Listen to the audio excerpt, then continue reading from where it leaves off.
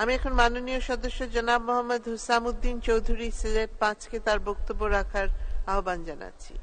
আপনার সময় 5 মিনিট। আসসালামু আলাইকুম। নাহমাদু ওয়া নসাল্লি আলা রাসূলিল কারীম, আম্মা বাদ। মাননীয় স্পিকার, আপনাকে ধন্যবাদ মহান জাতীয় সংসদে বাজেট অধিবেশনে আমাকে বক্তব্যের সুযোগ দেওয়ার জন্য। মাননীয় অর্থমন্ত্রী উপস্থাপিত এই বাজেট এত বড় সংখ্যার বাজেট, কোনোদিন অঙ্কে এত বড় সংখ্যা কষেছি বলেও মনে হচ্ছে না। তবু আমরা শুকরিয়া আদায় করি আল্লাহ পাকের যে বাংলাদেশ এগিয়ে যাচ্ছে, বাংলাদেশ স্বাবলম্বী এবং উন্নয়নশীল দেশ হিসাবে প্রতিষ্ঠিত হচ্ছে। মাননীয় প্রধানমন্ত্রী জননেত্রী শেখ হাসিনা তার উন্নয়ন পরিকল্পনা দিয়ে দেশকে স্বনির্ভর এবং পরমুখাপেক্ষিতা থেকে তিনি বাঁচানোর জন্য অনেক উদ্যোগ গ্রহণ করেছেন। তিনি ইতিমধ্যে প্রমাণ করেছেন যে পদ্মা সেতু, বঙ্গবন্ধু টানেল এবং বিমানবন্দরের 3য় টানেল নির্মাণ সহ মেট্রো রেল সহ দৃশ্যমান অনেক উন্নয়নের মাধ্যমে বাংলাদেশ আমরা নিজেরা পারি, এটা তিনি প্রমাণ করেছেন। সেজন্য তার এই উন্নয়ন কর্মকাণ্ডের জন্য তাকে আন্তরিক ধন্যবাদ জানাচ্ছি। আমরা যেহেতু আমাদের সীমিত আয় নিয়ে আমাদের চিন্তা করতে হবে, আমাদের এই প্রায় 8 লক্ষ কোটি টাকার বাজেট যেমন আমাদেরকে আনন্দিত করতেছে, আমাদের এই বাজেটের অধিকাংশ ক্ষেত্রে আমাদের মিসইউজের সম্ভাবনা থেকে যায়। তল্পিবিহীন জুড়িতে আপনি যে কিছুই ডালেন না কেন সেটা থাকে না। তাই মাননীয় স্পিকার, আমাদের এই বাজেট বিষয়ে আমাদের কথা হচ্ছে যে দেশের দুর্নীতিমুক্ত দেশ এবং জনসম্পদ গড়ে মানুষকে, দেশপ্রেমিক মানুষের দ্বারা দেশকে পরিচালনা করার উদ্যোগ গ্রহণ করা খুবই প্রয়োজন।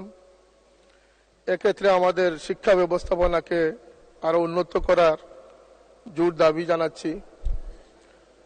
যেখানে মোরালিটি, মানবতা থাকবে না, সেখানে কোনো বড় বাজেট দিয়ে কোনো জাতিকে উন্নয়নশীল জাতি হিসাবে প্রমাণ করা সম্ভব হবে না। ইতিমধ্যে আমরা বুঝতে পেরেছি আমাদের অর্থ সংকটের চেয়ে আমাদের আন্তরিকতার অভাব বেশি রয়েছে। বাংলাদেশে যে বড় অঙ্কের বাজেট বাংলাদেশে নেওয়া হয়েছে, যদি এটা পুঙ্খানুপুঙ্খ রূপে বাস্তবায়িত হয়, এ দেশের জনগণের দুর্ভোগ এবং সমস্যা আসলে থাকবে না বলে আমরা মনে করি। তো সমস্যা হচ্ছে যে আমাদের দেশে যারা দুর্নীতি দমন করবেন তাদেরকে দুর্নীতিমুক্ত করাটাই আমাদের সবচেয়ে বড় চ্যালেঞ্জ হয়ে দাঁড়িয়েছে। কথায় আছে না, আমরা জানি যে কুইনাইন জ্বর সরাবে, কিন্তু কুইনাইন সরাবে কে? আমরা আমাদের কয়েকটি ডিপার্টমেন্টকে যদি আমরা সুপ্রশিক্ষিত করতে না পারি এবং তাদের উপরে যদি আমরা আস্থাশীল হতে না পারি, আমাদের এনবিআর, দুদক, অ্যান্টি কারাপশন, যেগুলো আমাদেরকে নিশ্চয়তা দিবে, যেগুলো আমাদেরকে দেশকে সুরক্ষিত রাখবে, এখানে সরিষার মধ্যে যদি বুথ এসে যায় তাহলে বুথ থামাবেন কি দিয়ে?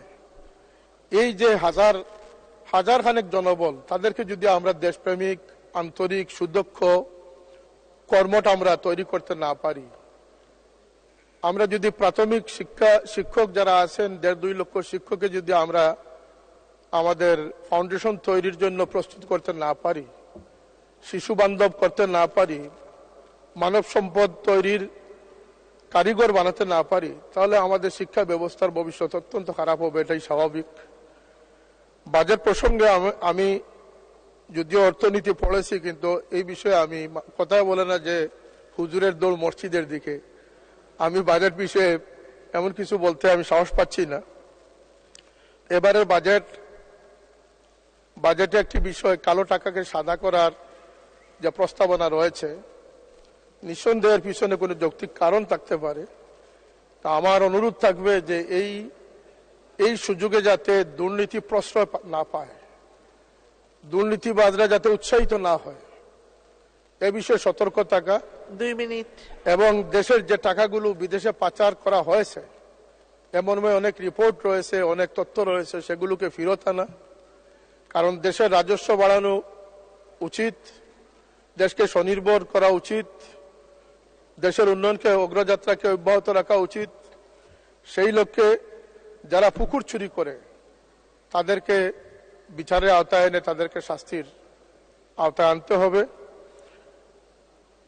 একদম প্রথম সংসদ সদস্য নির্বাচিত হলাম, ভাবলাম যে একটি ট্যাক্স মুক্ত গাড়ি পাবো, এখানে আমাদের উপরে ট্যাক্স আরোপ করে দেওয়া হচ্ছে। জীবনের প্রথম স্বপ্নটি কি বাস্তবায়ন হবে না? এটি মাননীয় সংসদ সদস্য যারা আছেন আপনারা জানেন কত গাড়ি মিসইউজ হচ্ছে, পরিত্যক্ত অবস্থায় পড়ে আছে। সরকারের বিভিন্ন ডিপার্টমেন্ট এগুলো অব্যবস্থাপনায় রয়েছে। আর 300 জন সংসদ সদস্য একটি শুল্কমুক্ত গাড়ি পাবেন, তাও আবার 25% ট্যাক্স দিতে হবে। এটি আমাদের কাম্য নয় মাননীয় স্পিকার।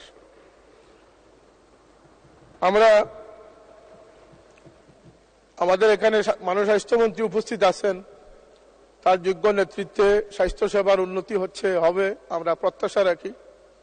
তিনি ইতিমধ্যে অনেক হাসপাতাল পরিদর্শন করেছেন, তার পরিদর্শনের ফলে অনেক দুর্নীতি বা অনেক অনিয়ম চলে যাবে, এটা আমরা বিশ্বাস করি। কিন্তু একটি বিষয় আমি আপনার মাধ্যমে তার নলেজে দিতে চাই, আমাদের দেশে মাদকাসক্ত যারা ড্রাগ এডিক্টেড হয় তাদের জন্য নিরাময়ের কিছু কেন্দ্র স্থাপিত হয়েছে।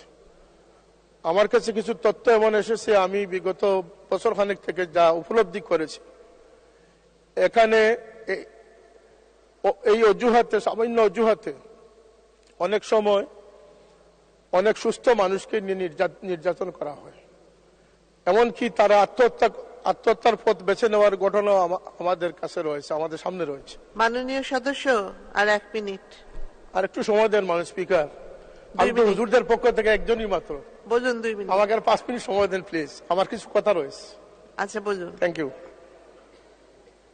আমরা এই বিষয়টা এবং পাবনা মানসিক হাসপাতাল মানবিক কারণে, এবং আমাদের দেশে মাননীয় স্বরাষ্ট্রমন্ত্রী এখানে নেই, জেলের ভিতরে যারা কয়েদি রয়েছে, বন্দী রয়েছে, তাদের প্রতি মানবিক দৃষ্টিভঙ্গি নিয়ে তাদের সুবিধা অসুবিধাগুলো দেখা একান্ত উচিত বলে আমি মনে করি। আমাদের শিক্ষা ব্যবস্থায় আমূল পরিবর্তন আনা উচিত। আমাদের সিলেবাস কমিটিতে যারা যোগ্য তাদেরকে দিয়ে সিলেবাস প্রণয়ন কমিটি তৈরি করা। এক্ষেত্রে আপনারা আশ্চর্য হবেন যে মাদ্রাসা শিক্ষা বোর্ড একটি বৃহৎ শিক্ষা বোর্ড, যেখানে আলিম তৈরি হচ্ছে, এবং যে আলিমরা আজকে সকলেরই বাবা মা আত্মীয় স্বজনের জানাজায় ইমামতি করতেছে, দোয়া মোনাজাত করতেছে, কিন্তু সেই সিলেবাস প্রণয়নে যোগ্য আলিমদের অনুপস্থিতির কারণে মাদ্রাসার ক্লাসে তবদুল তবলা বাজানোর মতো বই ম্যান্ডেটরি করে দেওয়া হয়েছে। এটি দুঃখজনক মাননীয় স্পিকার। আল্লাহ নবী সাল্লাল্লাহু আলাইহি ওয়াসাল্লাম বলেছেন যে আউয়ালু মা তাগান্নাসা ইবলিস, এই বাদ্যযন্ত্র হচ্ছে ইবলিস থেকে প্রতিষ্ঠিত।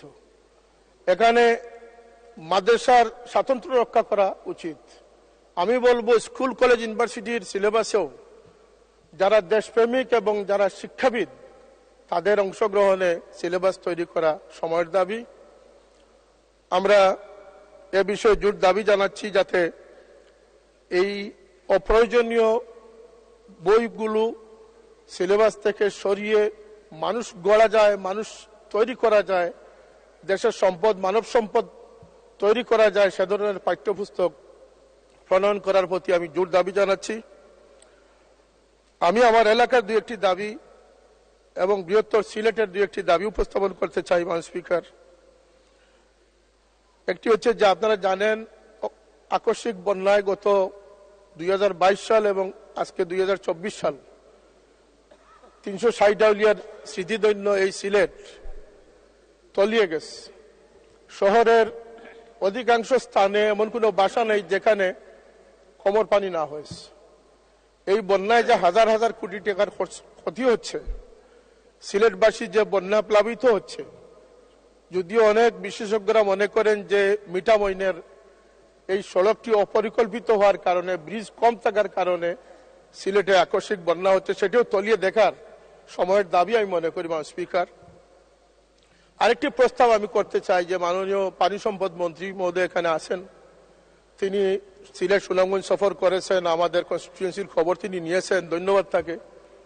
কিন্তু এই সংসদ অধিবেশনের পরপরই তিনি সিলেটে গিয়ে, আমরা আমন্ত্রণ জানাচ্ছি সিলেটের সংসদ সদস্য যারা আছি আমরা সবাই উপস্থিত থাকব, এখানে সিলেটের মেয়র সহ আমার গণ্যমান্য সবাই উপস্থিত থেকে এর কারণ এবং প্রতিকার চিহ্নিত করা খুবই প্রয়োজন বলে আমি মনে করতেছি।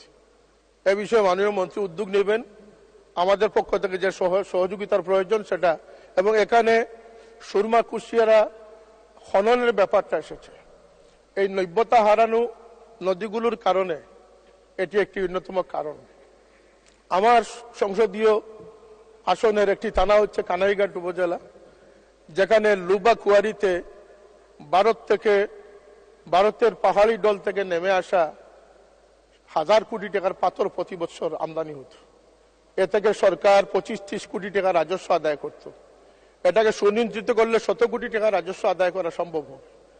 এই পাথর কুয়ারিতে 1000 কোটি টাকার পাথর জব্দ করে রাখা হয়ে গেছে। কোন কারণে সেটা আমি সংসদ সদস্য, আমি এটা বুঝতে পারতেছি না। আরেকটি কারণ হচ্ছে যে আজকে প্রায় 5 বছর যাবৎ এখানে পাথর উত্তোলন বন্ধ করা হয়েছে। এটিও বন্যার একটি কারণ, কারণ এই পাথরগুলো অপসারণ করলে এই জায়গাটা গভীর হয় না, আর গভীর না হওয়ার কারণে ফ্লাড আরো সহজ হয়।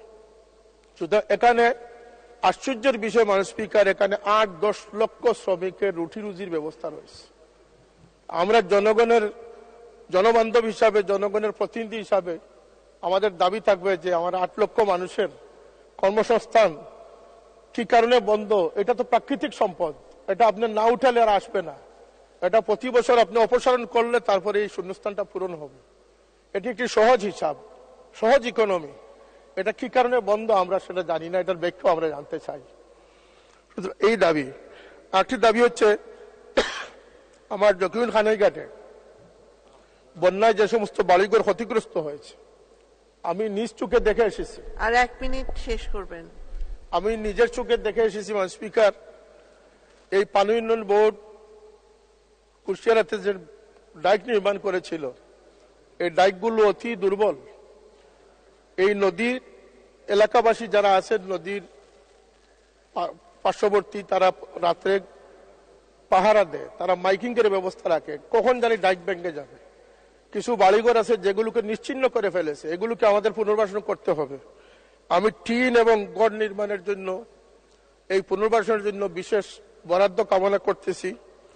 আমার শেওলা জকিগঞ্জ রাস্তা এবং সিলেট কানাইঘাট শেখ বুরহানুদ্দিন সড়ক, দুটি সড়ক নিয়ে আমি প্রায় বেহায়ার অবস্থায় চলে গেছি। আমি বারবার এটা সম্পর্কে তাগিদ দিতেছি, কিন্তু জনগণের দুর্ভোগ কমতেছে না। এটিকে আমি অনুরোধ করব যে এটা সড়ক জনপথে নিয়ে, এটা এলজিডি থেকে সড়ক জনপথে নেওয়ার ব্যবস্থা করার জন্য আমি ওদের আহ্বান জানাচ্ছি। মাননীয় স্পিকার, যেহেতু আমার সময় নেই, আমার আর কিছু কথা বলার ছিল, তবুও আমরা আপনাকে অসংখ্য ধন্যবাদ।